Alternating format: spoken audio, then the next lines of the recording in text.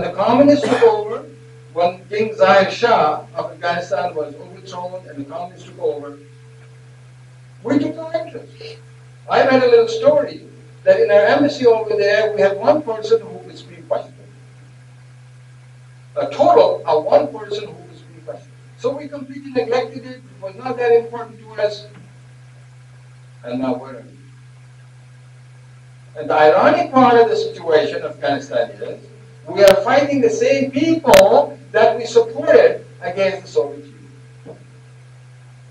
Isn't that so bizarre? And quite honestly, I don't know what's going to happen there. There is a flicker of hope. One of the, if you all remember, President Reagan used to call himself, I am one of the Mujahideen, and he invited some of those Mujahideen to the White House. I still remember very vividly. It was a gentleman by the name of Wilbur Hikmatyar. It is said in the media that he has agreed to talk with the U.S. and talk with the Afghan government, what have you. Maybe there is going to be some hope in bringing this to an end. February 16, Newsweek had a big story on Kashmir is the key to the Afghan conflict. So you might say, how are they connected? First of all, they're on borders. Second of all, President Obama feels that if the pressure is taken on Pakistan, which faces Indian forces in Kashmir, they can spend more time and more energy and more effort towards the challenge in Afghanistan. So there is some talk going on.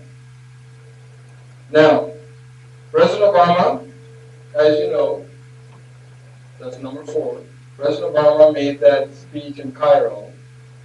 I'm sure some of you heard that. It was encouraging. I can't remember when it was, but several months ago. But the jury is still out on the results of that speech. One of the key things that the whole Muslim world is looking at is what is he going to do about Palestinians and about Jerusalem? Unless our foreign policy so-called experts recognize that Jerusalem is important to 1.5 billion Muslims in the world, I'm sorry to tell you, there's not going to be peace anywhere in the world. So all these requests that President Obama has made of the Israeli Prime Minister, you know what the answer is. To put it very mildly, in our American lingo, he's probably basically telling them, go fly a kite. That's all he's saying. So it is really up to the people. Another positive thing is, in a recent survey done by a company called J Street, it is a polling company, and they found out that the views of Americans are towards, number 1, the United States playing an active role. Number 2, that it should dictate to Israel as to what is it going to take to make peace, not just be overwhelmed by the Jewish lobby in the United States. Another flicker of hope is, for the first time in the history of the world, there were never 10 million people who demonstrated against the war. And that was against Iran. 10 million people around the world.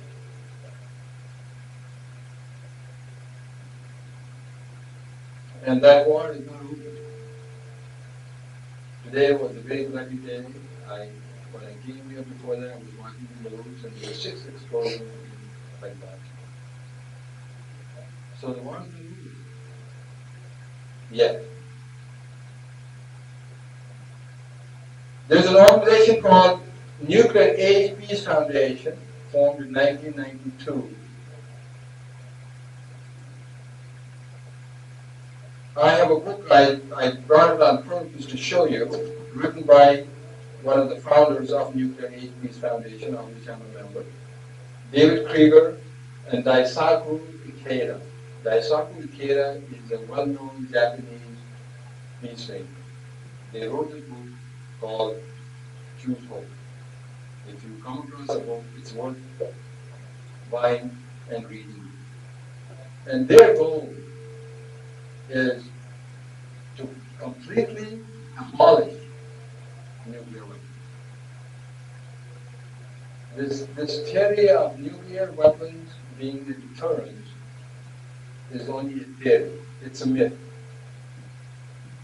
Ever since nuclear weapons were manufactured, there have been 150 wars.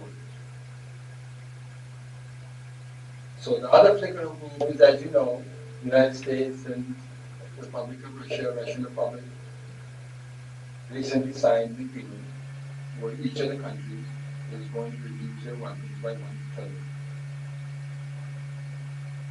That might seem a lot, considering that just one nuclear weapon is enough to destroy the world. But yet, it again is a small step towards making the world free of nuclear weapons.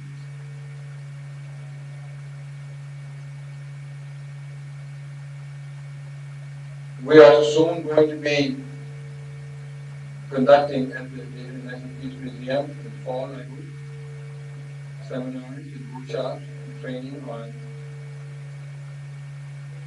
peace leadership. And that is one of the attempts of this Nuclear Age Peace Foundation towards working towards peace. Now, I said I was going to touch upon some of the bad marriages that America has had.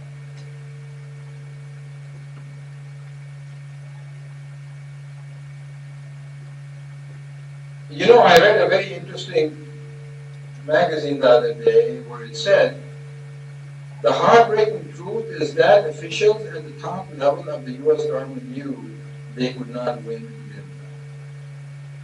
I did not know it. And yet we kept sending half a million troops over. Even before the bombing started, they knew they could not win. So all told, between 1965 and 75, the cost was more than 2 million Vietnamese, 50,000 U.S. dead, uncounted wounded, and innumerable lives ravaged on all sides, and much of Vietnam poisoned by Agent Orange for 2 generations. Okay. The policy has been control over the Middle East has been a prime concern of the Washington for decades, and if anything, it acquired heightened importance after the end of World War. The neocons section of the policy-making elite, dominant in the Bush administration, regards building a new Middle East as pivotal for establishing a new century of U.S. unilateral domination.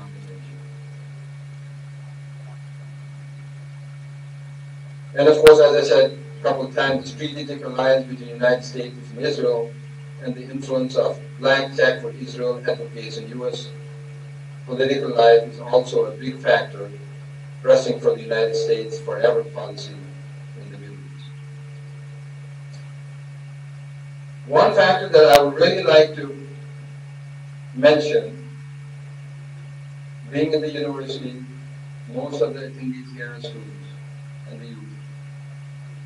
I'd like to share a message with you. Have you ever realized